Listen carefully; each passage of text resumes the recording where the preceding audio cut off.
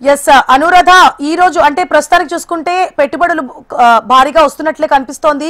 మరి ఇవాళ జరిగే సమ్మిట్ లో ఎంతమంది ముందుకొచ్చే అవకాశాలు ఉంటాయి? ఎంఓఏ ఏ సంస్థలు చేసుకునే అవకాశాలు ఉంటాయి?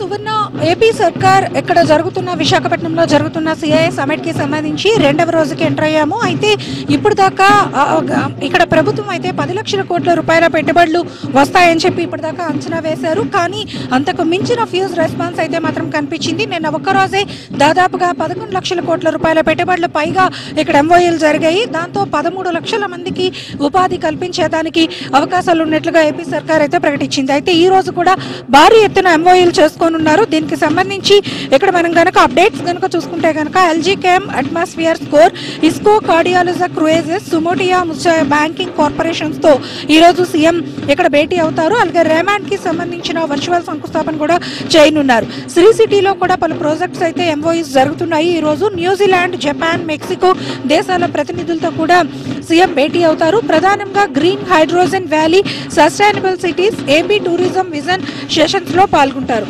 ముఖ్యంగా ఈ రోజు పెద్ద ఎత్తున ఎంఓఏలు జరుగుతున్న నేపథ్యంలో ఈ 2 రోజులు కూడా ఇక్కడ విశాఖ వేదికగా జరుగుతున్న సిఐఏ సమిట్ లో వచ్చిన పెట్టుబడులు దాదాపుగా 20 లక్షల కోట్ల రూపాయల పెట్టుబడికి రీచ్ అవుతామని ఏపీ సర్కార్ అంచనా వేస్తుంది. అయితే ఈ మొత్తం వచ్చిన పెట్టుబడులతో ఆంధ్రప్రదేశ్ ఎకానమీ హబ్ గా మారడంతో పాటు మరి దేశంలోనే ఒక మంచి గ్రోత్ సిటీగా కూడా డెవలప్ కాబోతుంది అనేది ప్రధానంగా మన సర్కార్ అయితే మాత్రం అంచనాలు వేస్తున్నారు. మొత్తానికి చూసుకుంటే కనుక ఈ రోజు ఇక్కడ నిన్న ఈ రోజు జరిగిన ఈ సమ్మిట్ వేదికగా చూసుకుంటే కనుక ఏపీ ఎకానమీ హబ్ గా ఎదుగుతుంది అన్నది ప్రధానంగా మనకి తెలుస్తూ ఉంది.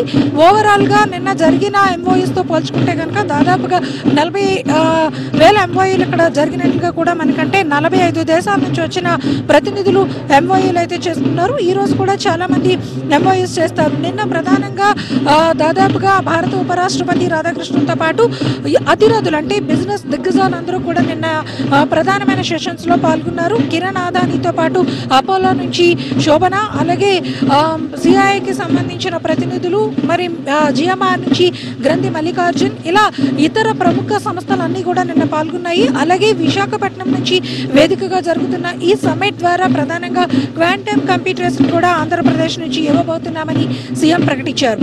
అలాగే మొత్తం ప్రపంచవ్యాప్తంగా ఫ్లైట్ కనెక్టివిటీస్ కూడా ఇవ్వబోతున్నామని అంటున్నారు.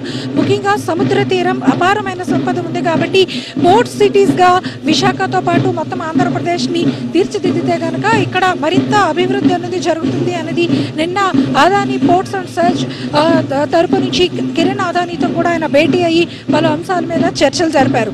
మొత్తానికి చూసుకుంటే కనుక నిన్న ఈ రోజు కూడా భారీ ఎత్తున ఈ పెట్టుబడుల సదస్సు అనేది, భాగస్వామ్య సదస్సు అనేది సక్సెస్ఫుల్ గా రీచ్ అయ్యాము. ఈ రోజు రెండవ రోజు కూడా భారీగా ఏర్పాట్లన్నీ కూడా జరిగాయి. మరి ఎంఓఈలు కూడా పెద్ద ఎత్తున జరగనున్న నేపథ్యంలో ఇక్కడికి వచ్చిన పెట్టుబడులన్నీ కూడా ఆంధ్రప్రదేశ్ అభివృద్ధికి చాలా దోహదపడుతుంది. ముఖ్యంగా విశాఖపట్నం పారిశ్రామిక అభివృద్ధి అనేది పరుగులు పెట్టే అవకాశాలు ఉన్నాయని ముఖ్యమంత్రి ఎక్స్పెక్ట్ చేస్తున్నారు.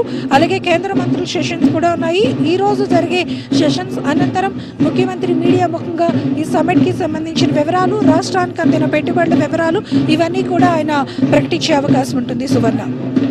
Yes, sir. Thank you for the updates, Anuradha.